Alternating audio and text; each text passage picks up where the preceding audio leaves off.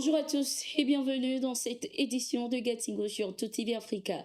La communauté économique des États de l'Afrique de l'Ouest, CEDEAO, veut activer sa force en attente pour lutter contre le terrorisme dans les pays de l'Alliance des États du Sahel, dont le Burkina Faso, le Mali et le Niger.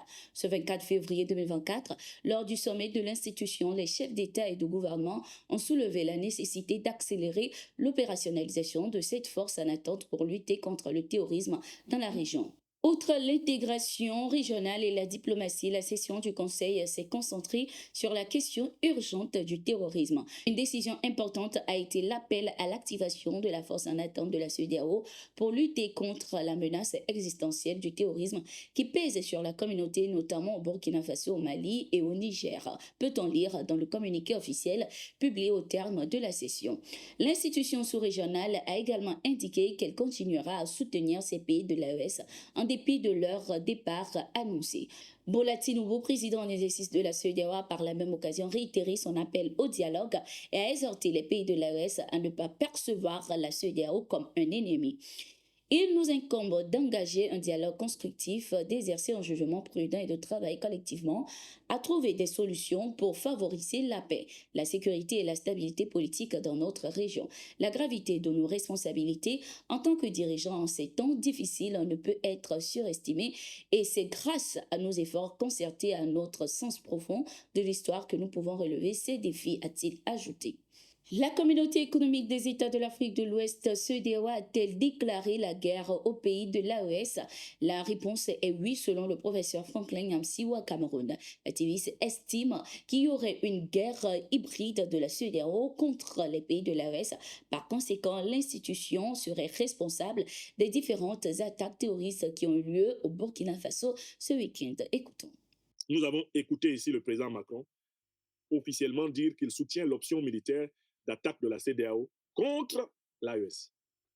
Et c'est cette option qui est en œuvre sous la forme d'une guerre hybride. Cinquième preuve, les nombreuses violations de l'espace aérien et terrestre de l'Alliance des États du Sahel par les armées françaises et les armées de la CEDEAO en soutien aux groupes terroristes confèrent les accusations du Mali au Conseil de sécurité, les accusations du Burkina Faso et les accusations du Niger contre la France et les pays de la CEDEAO. Pour largage de matériel aux terroristes, aide aux terroristes, pour financement du terrorisme à travers les rançons, par exemple. Ça, c'était la cinquième preuve. La sixième preuve, c'est la nature et la forme et les moyens nouveaux, immenses, des nouvelles attaques militaires contre l'AES, qui indiquent que ce sont des armées classiques, déguisées en groupes terroristes et en synchronisation stratégique planifiée, bénéficiant d'un bon renseignement aérien, de véhicules militaires montés de mitrailleuses modernes, bénéficiant de drones, de livraisons d'armes sophistiquées par largage aérien, bénéficiant de faux uniformes de l'Alliance des États du Sahel. Ce sont des attaques coordonnées par des pays de la CEDEAO qui, aujourd'hui, sont observables au Burkina Faso. Le Burkina Faso qu'on veut punir, notamment parce que le président du Faso, le capitaine Ibrahim Traoré, a ouvertement dit que le Burkina attendait fermement la force en attente de la CEDEAO. Les attaques de ces 48 dernières heures sont la réponse de Ouattara, Alassane Draman, à Traoré Ibrahim. C'est la réponse du renégat Alassane Draman Ouattara à Ibrahim Traoré.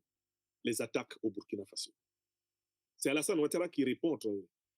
Quand Traoré a dit, nous, AES, nous attendons la force en attente, Alassane Ouattara a demandé à ses commandos d'agir. Et c'est cette action que vous voyez sur le terrain. C'est la méthode de Ouattara, la guerre hybride. Malgré la levée des sanctions de la communauté économique des États de l'Afrique de l'Ouest, CEDEAO, le Niger garde sa frontière avec le Bénin fermée. C'est le constat fait sur place où des conteneurs et des blocs de béton empêchent toujours tout passage entre les deux pays. Le gouvernement béninois a ouvert sa frontière avec le Niger quelques heures après l'annonce de la CEDEAO sur la levée des sanctions contre le Niger et d'autres pays. Les autorités nigériennes de leur côté n'ont pas suivi cette initiative. Selon les informations, juste avant la conclusion du sommet de la CEDEAO ce samedi, un ressortissant nigérien aurait été tué par balle alors qu'il tentait de franchir les barrières sur le pont reliant le Bénin au Niger. Pour les observateurs, cette situation laisse planer des incertitudes quant à la résolution immédiate des tensions entre le Bénin et le Niger et les efforts diplomatiques pourraient être nécessaires pour surmonter les obstacles actuels et parvenir à une normalisation complète des relations bilatérales. Ce 22 février 2024, le Niger a également rappelé son consul honoraire du Bénin.